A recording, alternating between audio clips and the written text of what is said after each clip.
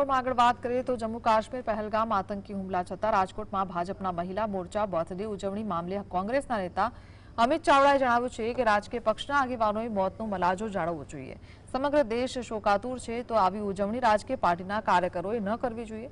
રાજકોટના મહિલા મોરચા દ્વારા પૂર્વ મુખ્યમંત્રી વિજય રૂપાણીના પત્ની અંજલિબેનનો બર્થડે ઉજવાયો હતો। આ બાદ વિડીયો અને ફોટો સોશિયલ મીડિયામાં પણ મૂક્યા હતા।